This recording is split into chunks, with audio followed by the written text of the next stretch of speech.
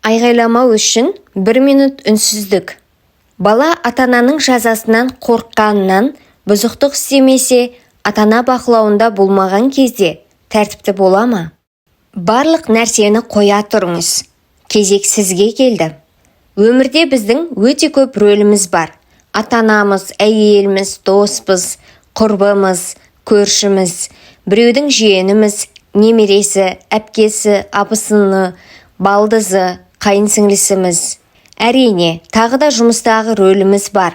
Біреуіміз бастық, біреуіміз қатардағы қызметкер, қарапайым жұмысшымыз, білікті маманбыз. Бұл рөлдер өмір парақтарымызды бір-бірлеп толтырып жатқан кезде, өміріміздің дәл ортасында пайда болған бір рөлден барлық нәрсенің теңдігі бұзылып, шайқала бастайды. Ол ана болу рөлі. Бұл өте жауапты өмірлік рөліміз. Жұмыстағы қызметкер рөлімізден, үйдегі әйел рөлімізге, достықтан туысқандық рөлімізге дейін барлық ғұмырымызға әсер ететін болады. Өзімізді біреудің анасы болу ретінде таныта бастаймыз. Әлеуметтік желіде аккаунт ашсақ, баламыздың атын қойып, Айшаның анасы, Айбарс мам, екі қаншайымның анасы, Ханзаданың анасы деп жазып жатамыз. Себебі ана болу тағдырдың бізге бұйырған ерекше сыйы. Өмірдегі ана рөлі бізге жабысып қалатыны соншалық, қоғамдағы, жұмыстағы басқа рөлдерімізді, тіпті өзіміздің рөлсіз халімізді де кейінге қалдырамыз. Перзенттерімізді ең маңызды орынға қоямыз. Мысалы, ұшақ ұшпастан бұрын мынадай хабарландыру айтатынын бәріміз білеміз. Қауіп төнген жағдайда масканы алдымен өзіңізге, содан кейін балаңызға. Себебі сен ауасыз қалсаң, балаңа да пайдаң болмайды. Дәл кувшин мен стаканның байланысы сияқты. Су құтысы бос болса, стаканың да бос болады. Сенің ішің қаншалықты махаббатқа, бақытқа, тыныштыққа толы болса, балаң да дәл солай махаббат, мейірімге толы болады. Осы жерде айта кететін жайт, әр күн сайын өзімізге, тек өзімізге көбірек сапалы уақыт бөле алсақ, бұрынғыдан да жақсы ана, жақсы әйел, жақсы қызметкер, қамқор дос, қысқаша айтқанда, дұрыс шешімдер шығаратын, дұрыс қадамдар жасайтын, өзінің рөлдерінен ләззат алатын адам бола аламыз. Әлбетте, бұл нәрсені айту оңай, жасау қиын деп ойлап отырсыздар. Түсінемін. Өзгерістер мен нақты шешімдер жасай алу үшін, күніміздің жоспарлы болу үшін бізге керегі өз-өзімізбен қалу уақыты. Бітпейтін үй шаруасын азайтайық. Өзімізге уақыт бөлетін кез келді. Біз қоғам ретінде тап-таза, жинаулы үйді міндеттілікке айналдырып, өміріміздің төріне мызғымас қағида етіп іліп қойғанбыз. Жақсы үй ханымы, жақсы ана деген мақтау бізге айтылған сөздердің ішінде ең маңыздыларының бірі деп білеміз. Жинақы, мұнтаздай таза үй біздің эталонымыз. Алайда балалы өмір бұған қарама-қарсы жағдайда өрбіп жатады. Күніне 10 рет шашылатын ойыншықтар, дақ-дақ дивандар мен кілемдер, жуылуы керек киімдер, шашылған кітаптар, бояулар, қуыршақтар тағы басқа. Ақыры өмірдің шындығы осы болса, онда осылай өмір сүруді үйренуіміз керек. Өйткені жұмыстағы немесе үйдегі ананың ең көп уақыты және барлық энергиясы осы бітпейтін үй шаруаларына кететіні ғылыми тұрғыда дәлелденген. Олай болса, не істеу керек? Алдымен айналамыздан көмек сұраудан қысылмауымыз керек. Көмек беретін сол баяғы енеміз, күйеуіміз, қайнini, қайынсіңлілеріміз, балаларымыз, тіпті болмаса, ақылы қызмет ұсынатын көмекші болуы да бек мүмкін. Жалпы көпшілігіміздің проблемамыз қызыл жанды нүктесіне дейін шыдауымызда болса керек. Жетер енді. Барлық нәрсені мен ғана жасаймын ба? Тұрда ұйықтат мына балаларды. Маған ғана керек пе? Деп қатты сөйлей бастаймыз. Бұл реакциямыз көп жағдайда дұрыс болса да жолдасымыз бұған қозғала қоймайды. Мұның орнына бақытты, энергияға толы болып тұрған уақытымызда Мысалы, демалыс күнгі таңғы астан кейін жолдасымызға шайын демдеп құйып беріп, жаным, үйдің тірлігі, баланың жауапкершілігі, барлығын арқалау маған қиын болып жүр. Сенің көмегіңе мұқтажбын. Қараш, мен үйде күнделікті жасайтын жұмыстарымның тізімін құрдым. Осылардың ішінде қайсысын менің орныма сен жасай аласың? Деп айтсақ, болымды жауап алу мүмкіндігіміз арта түсер еді. Қолданған сөзіміз бен дикциямыз ашық, нақты болуы да адамдардың бізбен бірге жұмыс істеу ықтималдылығын арттырады. Біз әйелдер емеурін танытуға, тиісіп айтуға шеберміз. Әр әйел бүгін қатты шаршадым деген кезде жолдасына маған көңіл бөл, сенің қолдауыңа мұқтажбын деген болады. Мені мақта дегісі келеді. Ер адамның түсінігінше бағанадан естіп тұрғаны әйелінің тек шаршағаны. Сондықтан ол ешқандай басы артық әрекет жасамайды. Көп әйелдер «Қош, айтсам не өзгереді?» деуі мүмкін. Оның орнына «Жаным, бүгін қатты шаршап тұр едім. Шайды сен дайындай аласың ба? Өтініш, біраз демалып қалар едім» деп жай дауыспен ашық айту жолдасымыздың әрекет ету мүмкіндігін еселеп арттырады. Мысалы, менің күйеуім мүлдем істемейді, мен оны білемін дейтіндерден болсақ, ақылы көмек алуға жүгінуге болады. Егер күніне қызмет көрсететін көмек үшін ақшамыз болмаса, жақсы бір сыйлық дайындап, көршіңіздің үлкен қызынан көмек сұрауыңыз тағы бір шешім болуы мүмкін. Сонымен қатар, үйде біздің уақытымызды алатын шаруалар үшін ұтымды шешімдер табуымыз бос уақытымыздың көбеюіне себеп болады. Мысалы, кірлерді жуғаннан кейін үтіктеместен шкафқа жинап, киер алдында жеке-жеке үтіктеу тиімдірек болады. Немесе орамалдарды үтіктемей-ақ қолдансақ, төсеніштерді әр апта сайын ауыстыру шынымен маңызды ма? 2 аптада бір рет ауыстыру, оны жуу, үтіктеу, қаптау сияқты жұмыстарды жеңілдетер еді. Шаң сорғышпен үй тазалау. Расында да, күнделікті жасамасақ болмай ма? Болмаса 3 күнде бір рет, немесе аптасына бір рет жасасақ, жеткілікті болуы мүмкін бе? Ойыншықтарды әр шашылған сайын жинамай-ақ, балалардың ойыны аяқталғанда жинасақ, жақсырақ емес пе? Күн сайын тамақ дайындаудың орнына, жексенбі күні апта бойы желінетін тамақты дайындап, тоңазытқышта сақтап, аптаның 1-2 күнінде жеңіл тамақ жасай салу, мойныңыздағы жүгіңізді жеңілдетеді емес пе? Әрине, әр отбасының тәртібі әртүрлі. Алайда бұл ұсыныстар ойланып отырсақ, расында да жұмысыңызды жеңілдетеді. Әлбетте, бұл өмір бойы жалғаспайды. Бір күні балаларымыз өсіп, қайтадан жинаулы, тып-тыныш үйде қаламыз. Алайда сол күнге дейін энергияға толы өмірдің ләззатын алуға тырысайық. Өмірді жеңілдететін шешімдердің кімге зияны бар? Әлбетте, ешкімге зияны жоқ.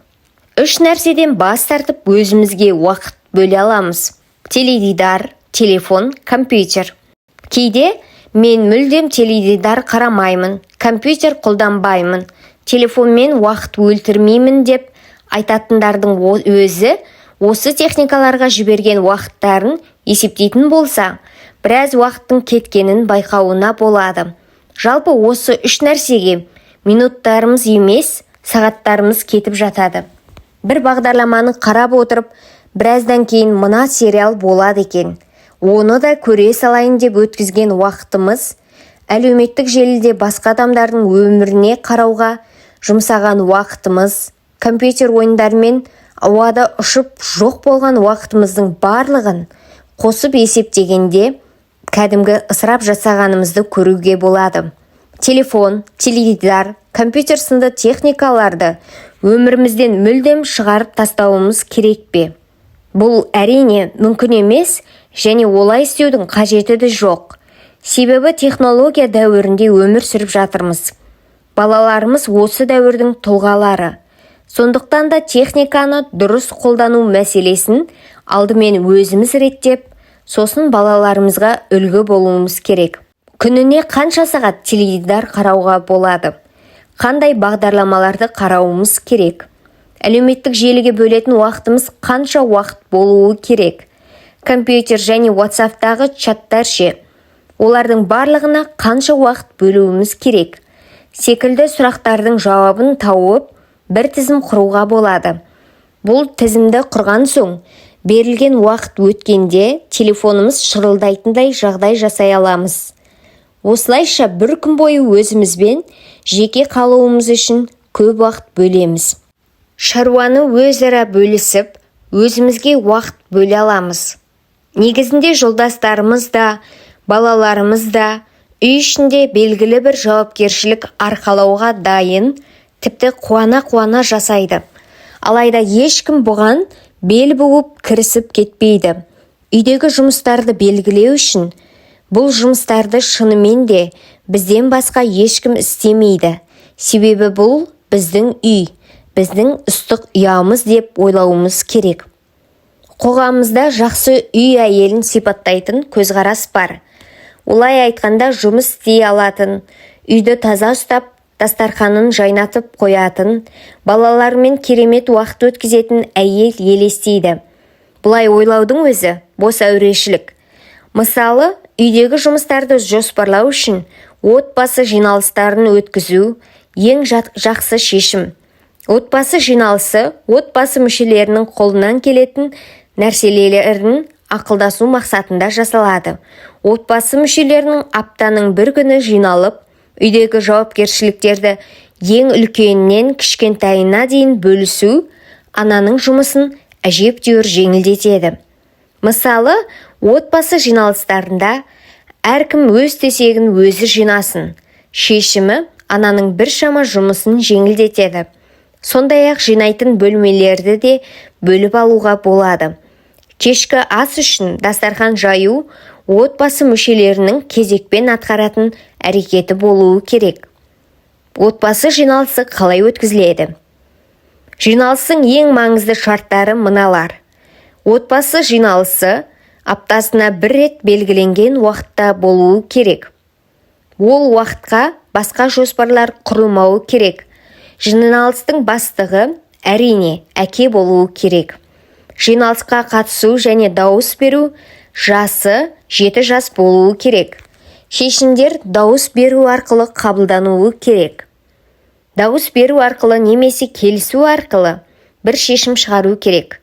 Қатысушылардың барлығына бірдей құрмет көрсетіліп, бала болса да айтқысы келетін ойын толық айтуы керек. Жиналыста қабылданған шешімдер тек бір адамға қатысты болмауы керек. Мақсат тек балаларға қатысты болмауы керек. Атана бір жақ болып өз қалаулары мен талаптарын жіпке тізгендей айтпауы керек.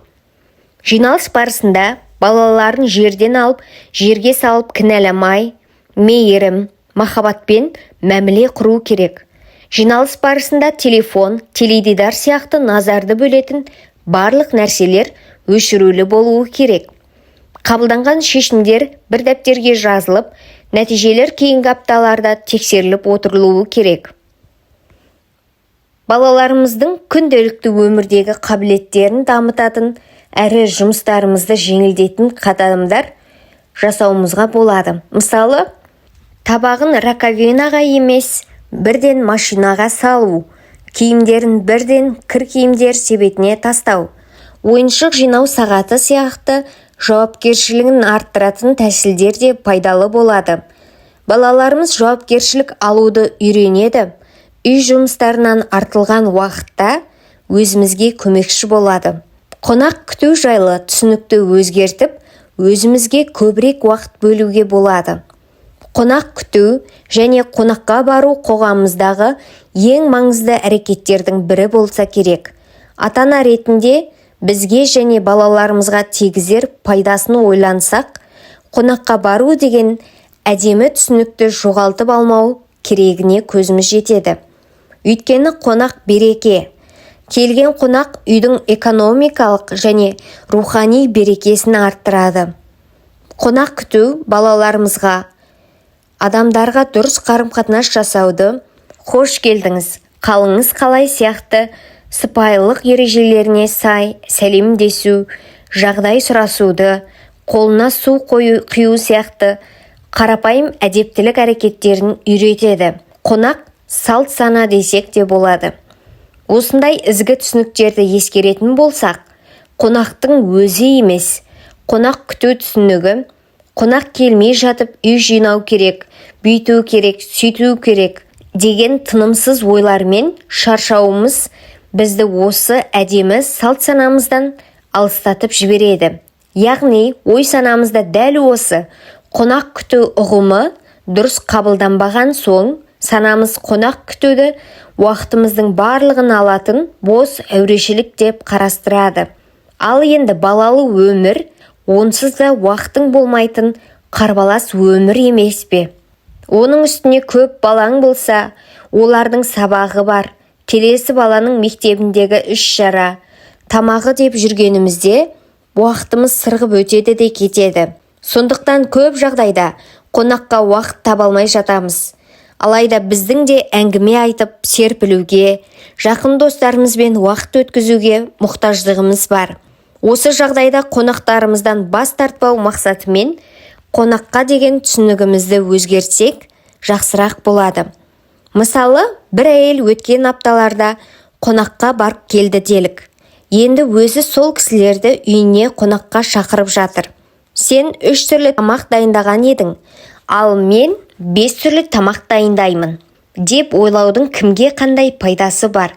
Оның орнына дайын заттарды алып, ең бастысы бірге уақыт өткіземіз деп ойлау жұмысымызды жеңілдетеді. Одан кейін үйіміздің әрқашан тап-таза болмайтыны рас. Үйде бала бар екенін бәрі біледі. Сол үшін қонақ шақырудан бас тартқанша, сен баладан шаршайсың ғой, келген кезімде көмегім тиісін деп, шаң сорғышты ала салып, көмектесіп жіберетін достарымыздың болуы қонаққа деген жүгімізді жеңілдете түсетіні сөзсіз. Бізбен арқа-жарқа болып, көңілді отыруды емес, үйіміздің тазалығына аса мән беріп, сынап, мінеп, қарауға келетін комиссия қонақтың да көңілін табуға болады. Өзімізге арнаған уақытты қалай өткіземіз? Өзімізге арнаған уақыт деп теледидар қарау, үй жинау, кешке дейін ұйықтау сияқты әрекеттермен айналысуға болмайды. Олай жасайтын болсақ, өз-өзімізді күн өткен сайын іші босап жатқан су құмырасындай сезінуге итермелейміз. Анда-санда теледидардан фильм қарау да тұрған ештеңе жоқ. Бірақ теледидардан бас алмайтын болсақ, рухани тұрғыда өзімізге күтім жасамаймыз деген сөз.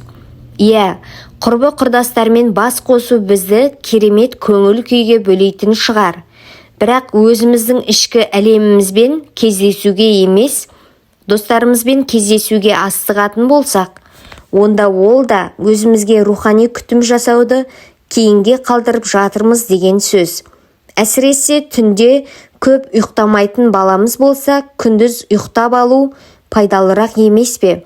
Алайда түстегі ұйқымыз 1 сағаттан көп болса, энергиямыз көбеюдің орнына азая бастайды. Олай болса, өзімізге уақыт бөлген кезімізде не істеуіміз керек? Өз-өзімізбен іштей сырласайық.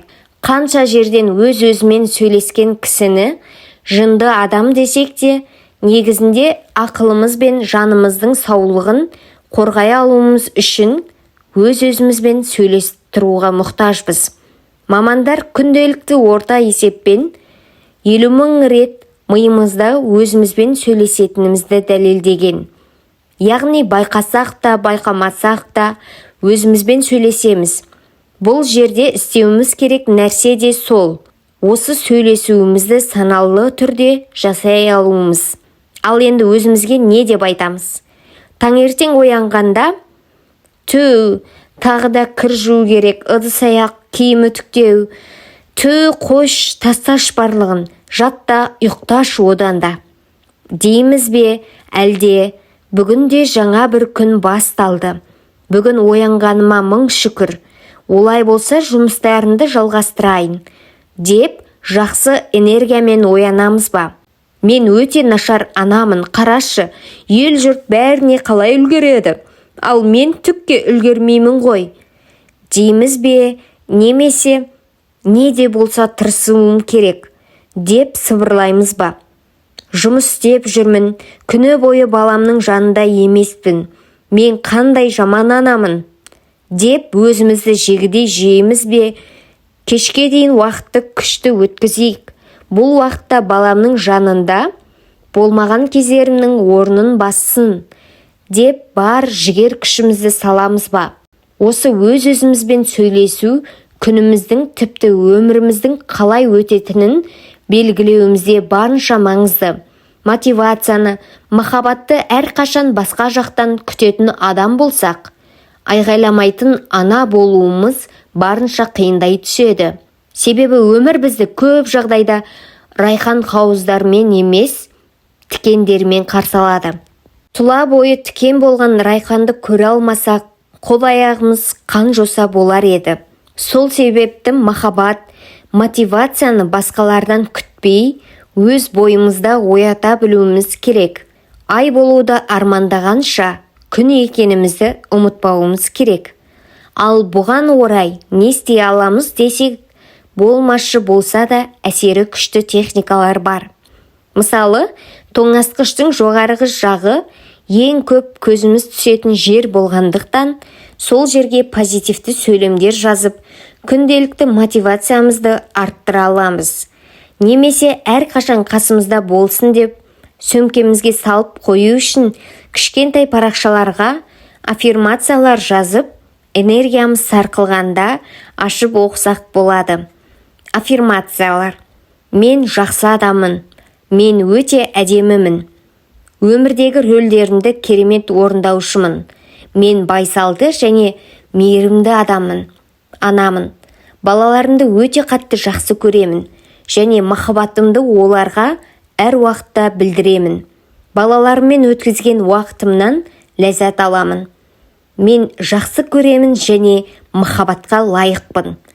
Мен өте қадірлімін және жан-жағымдағы барлық адам да мен секілді құрметті де қадірлі.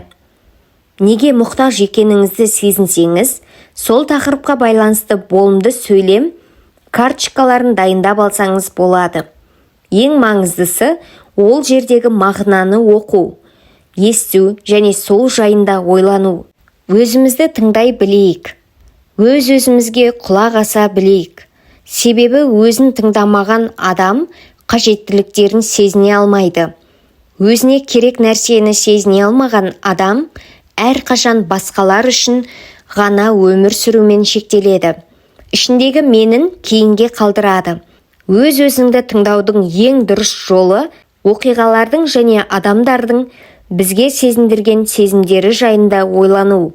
Себебі ішімізде жиналған ашу, реніш, мұң, бақыт сияқты барлық сезіміміз бір оқиға әсерінен пайда болады. Және сол нәрсе біздің қызыл шекарамыз екенін еске салады. Өзімнің айғайламайтын ана болу сапарымдағы ең алғаш жасаған әрекетім осы болса керекті. Өзімді тыңдадым. Сынамастан, мінеместен, жай ғана өзімді түсіну үшін өзімді тыңдадым. Ұлым жерге шырын төгіп алса, неге сонша ашуланамын деп өзімнен сұраған кезімде құдды бір досымның әңгімесін тыңдап отырғандай құлақ салдым. Сөйтсем, бәрі тап-таза болуы керек деген пысық әйел жылт етіп шыға келді. Дәл осылай, таза болмаса жұрт не дейді деген әйел шықты. Оның түбіне үңілсең, анасына жағу үшін әрқашан үй жинап жүретін кішкентай қыз шықты. Баласы төкпей іше алмай ма деп айтуы мүмкін, адамдардың менің санама салған дұрыс емес ойлары шықты. Тағысын тағы шыға берді. Мен өзімді тыңдаған сайын мына нәрсені байқадым. Барлығымызда матрешка ойыншығы сияқты екенбіз. Яғни ішімізде матрешка секілді бірнеше қабат сәби қалпымыз бар. Бір психотерапевт секілді әр қайсысын жеке-жеке тыңдай бастадым. Ішімдегі кішкентай қыздың басынан сипап, анасымен достастырдым. Ішімдегі үй ханымына, сен өте қадірлісің. Кемшіл тұстарыңның болуы сені қадірсіз етпейді, деп көңілін ауладым. Ішімдегі ана болу үшін тырысып жүрген қызды мақтап, бетінен сүйдім. Осылайша ішкі дауыстарым тыныштық таба бастады. Солармен бірге мен, өзім деген ішкі әлемім де тынышталды.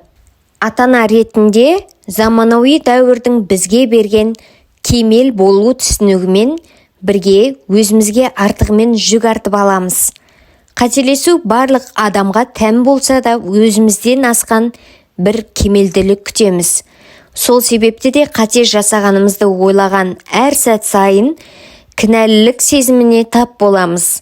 Бұл да біздің өзімізді сынауымыз үшін себеп болады.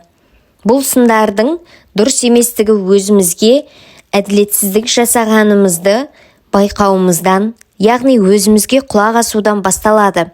Ешқандай жақсыз, тарапсыз тыңдауымыз үшін мені осыншалықты ашуландыратын бұл мәселе бір аптадан кейін мен үшін маңызды бола ма деп өзімізден сұрасақ болады. Осылайша оқиғаның сол күнгі ауырлығын азайтқан боламыз. Осылайша ойдың астарындағы себептерге шоғырлану күшін өзімізден таба аламыз, әрі өзімізді тыңдай бастаймыз. Өзімізді қалай азықтандырамыз? Қоректенудің екі түрі бар: физикалық, биологиялық және рухани тұрғыдан азықтану. Екеуі де бізді тойдырады және айғайламайтын ана болу сапарымызда энергияға толы болу үшін жанармай рөлін атқарады. Тәнімізді қалай азықтандырамыз? Қоғамға зер салып қарайтын болсақ, адам қаншалықты толық болса, оның әрекет етуі соншалықты қиын болады. Қаншалықты артық салмақ болса, соншалықты энергиясыз жүретініміз баршамызға аян. Мен диетолог маман емеспін. Сіздерге диета ұсыныстарын, күнделікті калория есептерін жазбаймын, әлбетте.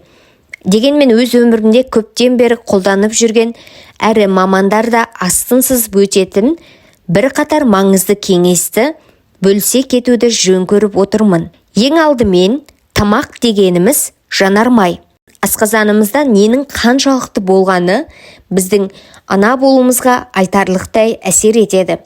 Жалпы, дұрыс деңгейде арық болу эстетикалық қажеттілік болып көрінсе де, баламызбен ойын ойнай алуымыз үшін де әрекетімізді шектемейтін салмақта болуымыз шарт. Екі қадам аттап ентігіп жатсақ, саябақта қалай баламызбен қуаласпақ ойнаймыз? Ойланып көрейікші. Егер артық салмақ мәселесі болса, маманның көмегімен денсаулығымызға зиянын тигізбей, өз қалпымызға келе аламыз. Артық салмақ мәселесі болмаған күнде де тәніміздің саулығына дұрыс көңіл бөлмей жүрсек, осы кеңестерге құлақ асуға әбден болады. Қарның ашқанда ғана тамақтан, тоймай тұрып тоқта. Негізінде барлығымыз өмірге осы механизммен келеміз. Қарнымыз ашқанда жейміз, тойғанда тоқтаймыз. Кішкентай бір бөпені көз алдымызға елестетейікші. Қарны аш кезде анасының омырауына қарай бар күшімен ұмтылғанымен, тойған кезде омырауды жібере салып ойын ойнай бастайды. Өзім тойсам да көзім тоймайды деген түсініктері жоқ. Себебі бұл түсінік жаратылыстың емес, адамның ойлап тапқаны. Жемесең обал болады. Мен үшін бір қасық жеші, әйтпесе ренжимін. Егер жыламасаң, шоколад беремін. Деген сөздермен өскен ұрпақ ретінде тойсақ та тоқтауды білмедік. Артымыздан желінбеген тамақ қалып кетпесін деп көп жедік. Қоғамымызда қалыптасып қалған «же балам, же, томпақ бала денсаулығы мықты бала» түсініктері де бізді жаратылысымыздан алыстата бастады. Көбіміз қарнының ашып-ашпағанын байқамайтын, тойса да жей беретін, тіпті тамақ қоқысқа кетпесін, обал болмасын деп жолдасымыз бен баламыздан қалған тамақты жей салатын аналарға айналдық. Ал нәтижесі артық салмақ, энергиясыз өмір. Олай болса не істеуіміз керек? Менің ойымша, бүгіннен бастап бір шешім қабылдап, қарнымыздың ашып-ашпағанын тыңдауды үйренуіміз керек. Өзімізден «Қарным қазір аш па?» деп сұрап, шынымен де қарнымыз ашқан кезде дастарханға отыруымыз керек. Яғни қарнымыз ашқан кезде ғана тамақ жеуіміз бен тойған кезімізде тамақты тоқтату арқылы аз уақытта қалыпты салмағымызға келіп, энергиямызды көбейте аламыз. Көбірек су іш. Мойындауым керек. Өміріме әрең енгізген әдеттерімнің бірі су ішу болды. Көп аналар сияқты мен де шайды жақсы көретін және судың орнына шай ішетін адам едім. Әрдайым шай ішкенімнен шүлдегенімді байқамайтынмын. Әрине, бұл денсаулыққа зиян және денемізге темір витамині тапшылығын алып келеді. Жап-жақсы болып жүріп, әлсірей бастағаннан кейін дәрігерге барғанымда бойымда темірдің төмендеп кеткенін және шайды аз ішу керегін біліп, өміріме суды қоса бастадым. Су ішуді үйрену басқа да әдеттер секілді барынша уақыт алды. Басында көзіме көрініп тұрсын деп жұмыс үстелімнің үстіне су қойып, сөмкеме су салып, көлігімде су тасып жүрдім. Күнде таңертең су құтысын толтырып жүрдім. Адам су толы ыдысты күнде көріп жүрген соң есіне жиі түсетін болады. Семинарларда жүгіріп жүріп, ұмытып кетпеуім үшін Зүлейха ханымға маған ескертіп тұруын өтіндім. Ол су ішкенді өте қатты жақсы көргендіктен, қуана-қуана менің есіме салып отырды. Осылайша су ішуді үйрендім. Су іше бастағаннан кейін өмірімде өзгеріп жатқан нәрселерді де байқадым. Су ішкен кезде, әсіресе тамақтан бұрын су ішсеңіз, азырақ тамақ жейсіз, өзіңіздің қалыпты салмағыңызды бақылауда ұстап тұра аласыз. Осы уақытта білген нәрсем, денеміздің қарын ашқан кездегі реакциясы мен шөлдеген кездегі реакциясы бірдей екен. Қарнымыз ашты деп ойлап, бәліш, торт жеп алған кезде негізінен жай ғана шөлдеген болуымыз да мүмкін. Сондықтан да қарнымыз ашты деген сигналда бірінші жасауымыз керек нәрсе су ішу. Сондай-ақ су ішу адамды жасартып отырады, әрі энергия береді. Суды тұрақты түрде іше бастағаннан кейін аз тамақ ішетін, энергияға толы және стрессіз ана бола бастаймыз. Көбірек су ішу арқылы көп жетістікке жетуге болады. Кішкентай қадамдардан бастау керек. Мен жалпы көп арықтап, қайта толып кететін адамдар қатарынан емеспін. 16 жасымнан бері бір салмақтанмын. Аяғым ауыр кездерден бөлек 2-3 килограмм қосуым және қайта арықтауым мүмкін. Сондықтан да салмақ тақырыбында көп қиналмадым. Алайда тақырыбымыз әрекет жасау және жаттығуларға келгенде біраз қиындықтарым болды. Мамандығыма байланысты күнімнің басын, көпшілігін компьютер алдында өткіземін. Осының өзі әрекетсіз өмірдің белгісі. 20 жасымда жастықтың бізге беретін мүмкіндіктерін, үй тірлігі, балалар деп бір отырмаймыз ғой. Бұл да спорт деп сылтаураттым. Әрине балалармен ойнаудың, немесе үйді жинаудың спорт емес екенін білсем де, таңдауым осы болды. Жасым 30-дан асып, әр жерім бір ұстап қалу, тартылып қалу, немесе екі ұлмен футбол ойнасам, өкпем өшіп, жүгіре алмай қалғанымды байқағанымда, шынымен де спортпен айналысу керегін түсіндім. Фитнеске жазылмадым. Ең жақсы спорт таза ауада жүру деп қабылдадым да, күн сайын жүруді бастадым. Күн сайын жарты сағат асықпай, бір темппен жүруім аз ғана уақыттың ішінде шынайы өзгерістеріме себеп бола бастады. Дем алысым жақсарды, энергиям арта бастады. Балалармен ұзақ ойнай алатын болдым. Жаяу жүрмеген күндерде балалармен саябаққа шығып, үйде әуен қойып билей бастадым. Қандай жағдай болса да, әрекетте болуды әдетке айналдырдым.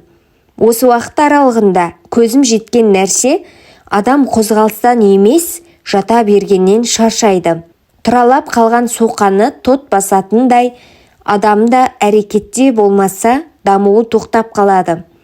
Рухани азығымыз қалай болмақ? Рухани азық тән азығы секілді өте маңызды фактор. Көбінесе өзіміз бұл тармақты аттап өтіп кетеміз.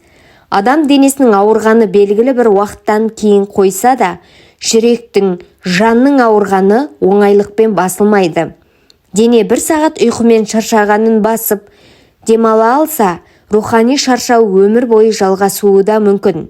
Адам тән азығы деп бір тілім нанға тойса, рухты тойдыру үшін жоспарлы, ретті де тыныштыққа толы, мамыражай өмірің болуы шарт. Ал ол үшін қайратты, еңбекқор және қажырлы болуымыз қажет. Ана болғаннан кейін балаға бағытталған өмір ағымында рухани азық уақытын бөле алу үшін алдымен демалу деген түсінігімді ауыстырдым. Себебі ана деген сөз шаршау деген сөзбен тең. Бірақ демалу дегеніміз шалқаңнан түсіп жату емес. Аналардың мұндай уақыты да жоқ екені белгілі. Бір күн бойы теледидар алдында шалқамыздан түсіп жатсақ та, қатты шаршағанымызды сеземіз. Бұл таңғаларлық жайт, әрине. Ұйықтаған сайын ұйқымыз келеді, жатқан сайын жата бергіміз келеді. Бұл әрекетсіздікті өзгерткен кезде уақытымызға адам сенгісіз бір берекет келеді. Ұйқымызды азайтып, таңертең ерте тұру күнімізді ұзартады. Әрі бізде, аналарда, өз-өзімізбен өткізетін уақыт мүмкіндігі де болады. Үйдегі адамдар таңғы 8-де оянатын болса, 6-да оянған ана 2 сағаттық рухани азық алар уақыт ұтқан болар еді. Ерте тұрған әйелдің бір ісі артық деген осы болар. Бұл уақытта не істеуге болады? Таңғы уақытта жасалатын әрекеттердің пайдалы болуы маңызды.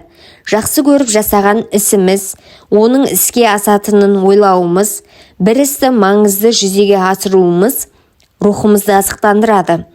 Бұған мысал ретінде кітап оқу, жазу, бір нәрсені зерттеу, тоқу, тамақ жасау, балаларымыз үшін ойын түрін ойлап табу, жолдасымызбен сұхбат, хобби табу және оны дамыту, спортпен айналысу, бізді дамытатын курстарға қатысу, семинарларға бару, тігін тігу, достарымызбен сұхбаттасу сияқты мың түрлі мысал беруге болады.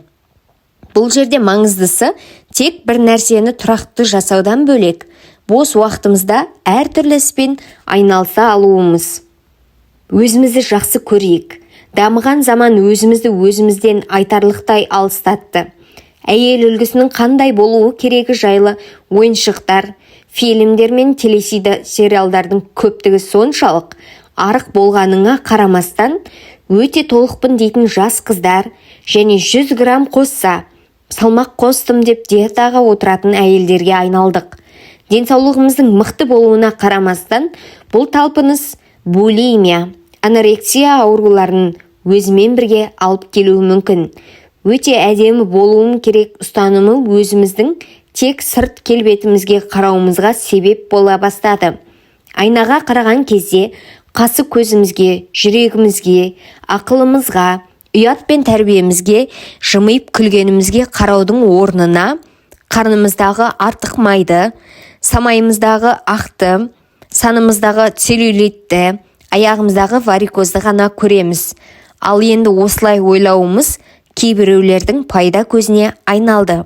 Баланың бақытты болуы үшін алдымен анасы бақытты болуы керек. Ананың бақытты болуы өзіне деген махаббатына байланысты. Әлбетте, орындайтын мақсаттарымыз, өзгерткіміз келетін әдеттеріміз, ұнамайтын мінезіміз, дамуымыз үшін жетілдіру керек қабілеттеріміздің болуы қалыпты жағдай. Дәл қазір айнаға қарап, өзімізді жақсы көруді бастайықшы. Айнаға қарап тұрып, айнадағы бейнемізге ана, әйел, жар, үй ханымы, қызметкер, дос, перзент секілді тағы да басқа кейіптерімізге жымиып, көзімізді қысып, өз-өзімізді жақсы көріп, сүйсіне бастасақ болады. Отбасылық өміріміз. Жалпы педагогика кітаптары ата-ана мен бала қарым-қатынасы туралы, ал неке туралы кітаптар күйеу мен әйелдің қарым-қатынасы жайлы болуымен ерекшеленеді. Десек те, неке мен бала тәрбиесі бір-бірімен біте қайнасып, бір-біріне әсер ететін сала болғандықтан, айғайламайтын ана болудың жолы тату некеде деуге болады. Ерлі-зайыптылар бейбіт те сүйіспеншілікке толы отбасын құралатын болса, байсалды да мейірімді ата-ана тәрбиесіне қадам басады. Жоғарыда жазылған абзацты оқып отырған кейбір аналар, айттым ғой, жолдасым кінәлі бәріне. Міне қара, тыныштық болмаса болмайды деп, мына жерде де жазып қойыпты. Ал менің отбасылық өмірімде тыныштық жоқ.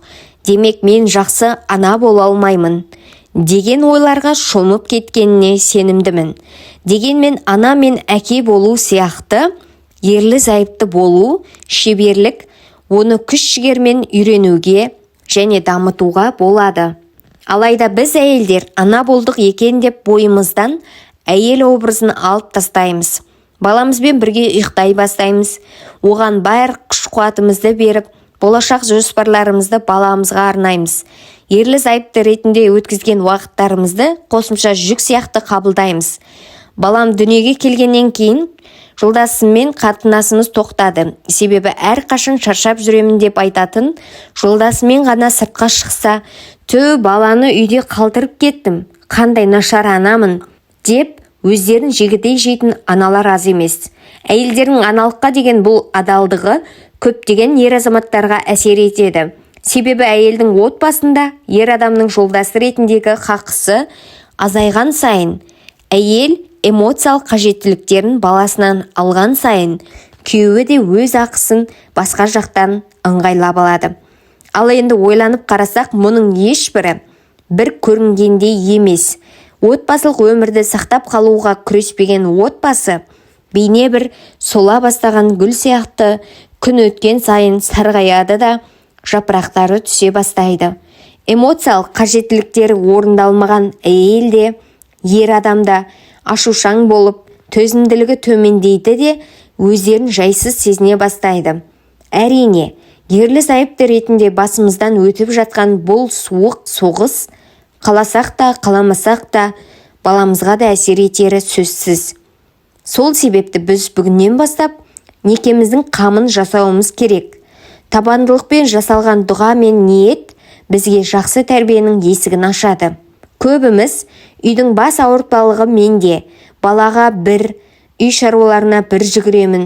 Енді қалмағаны ерлі-зайыптылық өмірмен миым ашуыма деп ойлаймыз. Алайда бұл қате түсінік. Расында да, күтім көрмеген отбасылық өмірдің эмоционалды әлемімізде қалыптастырған жүгі ажырасуға дейін алып баруы мүмкін. Балалы әйел болу және балалардың жұмыстарымен шапқылау адамды қаштады. Ал енді жалғыз басты ана болсаңыз, балалардың шаруасын жалғыз атқару одан әрі титықтатады. Күнделікті шаруаларымыздың арасында балаларымызға сапалы уақыт жоспарлау көп жағдайда басқа бір нәрселерден бас тартуға алып келеді. Оның үстіне жолдасымызбен болып жатқан келеңсіздіктерді ойлау одан да өткен әурешілік болса керекті. Осыған орай әйел адам болсын, ер адам болсын, әрқайсымыздың білуіміз керек бір нәрсе бар. Отбасымды маңызды көремін және бірінші орынға қоямын. Құдды бір нәрестені мәпелеп жатқандай бесік жырын айтып отырып, тәтті ұйқыға жатқызамын деп ойлауымыз әрі соған лайықты әрекет етуіміз керек. Бұл сөзді айту көбіне қиын көрінуі мүмкін. Дегенмен бір рет шешім қабылдадың ба, одан кейін өзгеріс, даму және де бақытты отбасы өмірі басталады. Мұны жасай алу үшін өте үлкен өзгерістер керек емес. Оңай және кішкентай адымдармен отбасылық өмірімізді үлкен бақытқа толы ертегідей өмірге айналдыра аламыз. Бірінші, жолдасыңызбен ортақ уақытты жоспарлаңыздар. Дұрыс қарым-қатынас үшін күнделікті ерлі-зайыпты ретінде жеке уақыт өткізу өте маңызды. Бұл ұсыныс ана бала, әке бала және күйеу мен әйелдің өзара бөлек өткізетін уақыттарын қамтиды. Көптеген зерттеулер күнделікті 15 минут жеке уақыт бөлінетін қатынастар мықтырақ, ашық, берік болатынын ашып көрсетеді. Бұл күйеу мен әйелдің қарым-қатынасы тақырыбына қатысты да өте маңызды бір фактор. Өйткені ата-ана ретінде баламызға көңіл бөліп жүріп, ерлі-зайыпты болып некемізді жаңғырту қиын. Сол себепті таңертең ерте тұрып, немесе балаларды ұйықтатқаннан кейін, немесе балалар бос уақытын өздері өткізіп жатқанда теледидарды өшіріп, телефондарды тастап, ерлі-зайыпты ретінде уақыт өткізуіміз керек. Кейде ана және әке болуымыз үшін үстіміздегі жалғыз көйлек сияқты болатын соншалық жолдасымызға бөлген уақыттың өзін ата-ана сағаты деп айтатын жағдайға жетеміз. Алайда сол бөлінген уақыт баламыз дүниеге келмей тұрып бар болған ерлі-зайыпты рөлімізді еске салу үшін өте маңызды. Бір-бірімізге ұнайтын нәрселерді жасау, шай ішіп сөйлесу, қолдарымыздан ұстап көздерімізге қарау, басымызды жолдасымыздың иығына қойып бақытқа бөленген тыныштықта тыныс алу, тағы басқа. Отбасында ерлі-зайыптылар уақытын бөлу бүгініміз үшін де, болашағымыз үшін де өте пайдалы. Өйткені қай жағынан алып қарасақ та тек балаларыңызға арналған өміріңіз, олар қара шаңырақтан ұзап кеткен кезде ерлі-зайыптылар арасындағы байланысы үзілгендей бос кеңістіктің пайда болуына себепкер болады. Себебі ерлі-зайыптылар ретінде ешқандай отбасылық өмір қалмайды. Бұл тәжірибені уақыт өтіп кеткеннен кейін байқағанша бүгін отбасылық өмір ағашына су құя бастаңыз. Күні бойы кешке жолдасыңызбен жеке қалатын ерлі-зайыптылар уақытын күтіп отырғанымызды баяндайтын хаттар жіберіп, сол уақытта не істеуге болатынын жоспарлап, сол уақытқа арналған жеке күнделік бастасақ та болады. Және арада жылдар өткен кезде күнделікті бөлінген болмашы минут қанша жылдық отбасылық өмірге күш беретін жанармай болып тұрады. Екінші, әр мүмкіндікті жібермеңіздер. Бір-бірін құшақтау адам бойына окситоцин, яғни байлану, бауыр басу, жақсы көру гормонын бөледі. Қол ұстасқанда екі тарапта да эмоциялық байланыс орнай бастайды. Отбасылық өмірдің алғашқы жылдарында дененің денеге тиюі жиі болғанымен, уақыт өте келе жұптардың өміріне бала күнделікті, үй шаруасы және технология кіріп, тығыз жақындық алшақтағандай болады. Бір-бірінің қасына отырып, құшақтасқан ерлі-зайыптылардың ортасында жүгіріп жүрген балалар арақашықтықты ашып жібереді. Осындай ерлі-зайыптылар үй шаруасы және басқа да күйбең тіршілік деп жүріп, құшақтасып ұйықтаудың өзін бір жүк деп қабылдай бастайды. Күйеуінің қолын ұстап жататын қолдың орнын теледидардың пульті мен телефон басады. Уақыт өте келе бір-бірін сүйіп қосылған жандар бөтен болады. Бұған жол бермеудің ең қарапайым жолы физикалық тұрғыда жақындық. Қол ұстасу, құшақтасу, бір-біріне жақын отырған кезде аяқтарын тигізу, уақыт өте келе шынайы әрі оңай жасалатын жақындасу түрлері болып кетеді. Кез келген адамның осы нәрселерге мұқтаждығы бар. Жүргізіліп жатқан көптеген зерттеуден көре алатынымыздай, сәби күнінде көп құшақтамаған бөпелердің иммунитеті уақыт өте келе тез төмендеп, денсаулығы күрт нашарлап кетеді екен. Дәл сол сияқты үлкендер физикалық тұрғыдан тірі болғанымен, эмоциялық тұрғыдан денсаулығы күн өте нашарлай береді. Сезімдерін өз қолдарымен көміп тастайды. Сондықтан да атақты психолог Вирджиния Сатир эмоциялық тұрғыдан тірі болуымыз үшін күніне 4 рет, өмірімізді ұзартуымыз үшін 8 рет, өсіп жетіліп дамуымыз үшін 12 рет құшақтасуымыз керегін айтады. Осыған орай жолдасымызбен физикалық жақындық құруымызды кішкентай өзгерістерден бастауымыздың өзі жеткілікті. Жұбайлар теледидар қараған кездің өзінде бөлек диванда емес, бір жерде қол ұстасып көруге болады. Күнделікті жұмыстарынан келіп, бір-бірін көргенде 1 минут құшақтасудың өзі жолдасымызбен арамыздағы сезімді арттырады. Дәл солай артқа қарап жатқанша құшақтасып ұйықтау тіпті өзіміз байқамайтын сезім әлеміміздің есігін ашады. Үшінші, шағым емес, шүкір тізімін жасайық. Қоғамымыз өкінішке қарай жаман айтпай жақсы жоқ түсінігіне негізделген. Қайсымыз болсын алдымен қателікті, негативті, жоқшылықты байқаймыз. Жолдасымызға, баламызға, өмірімізге, өмір сүріп жатқан жағдайымызға қатысты шағымдануда өте шебер бола тұра, жағымды жайттарды байқау және ол жөнінде жақсы пікір айтуға келгенде, көбіміз сараңдық танытып, жалған принциптеріміздің шекарасынан шыға алмай қалып жатамыз. Дегенмен өміріміздің тыныштық табатын және бақытты болуымызды арттыратын керемет бір сөз бар. Өмірге күле қараған адам әдеміні көреді, әдемі ойлаған адам өмірінен ләззат алады. Осыны оқып отырған көбіміз, балаларымыз ауырып жүр, не тіл алмайды, не айтқанды ұқпайды. Жолдасым да мені түсінуге тырыспайды. Енем болса ұсақ түйектерге араласа береді. Қалайша бақытты боламыз осыдан кейін? Айналамда осыншама негатив орын алып жатқанда қалай жақсы ойлап, жақсы болып жүремін деп ойлауыңыз әбден ықтимал. Позитивті ойлау бойымызға сіңіруге болатын бір тамаша қасиет. Дегенмен позитивті ойлау дегеніміз қателікті көрмеу немесе әрқашан күліп жүру деген сөз емес. Әрине, отбасылық өміріміз жайында жақсы нәрселер ойлау, жолдасымызбен неге үйленгенімізді есімізге түсіретін және жақсы сезімдердің оянуына себепкер болатын құбылыс. Өмір бойы бірге болу үшін бірнеше жыл бұрын бізді деуге мәжбүр еткен себептер бар ғой. Солай емес пе? Жолдасымызға деген махаббатымыздың артуына, онымен өміріміздің соңына дейін бірге болуға бізді разы қылған көптеген себеп бары сөзсіз. Позитивтерді қайта байқау үшін алдымен бізді мазалайтын ойларымызды, оның шешімін тауып, жақсыға ауыстыру арқылы бастауымызға болады. Мысалы, жолдасымыз таңнан кешке дейін жұмыста делік. Ол кешке жұмыстан кеш келетін болса және осы үшін ашуланатын болсақ, миымыздағы тағы да кеш келді. Тек жұмысы маңызды ғой бұның.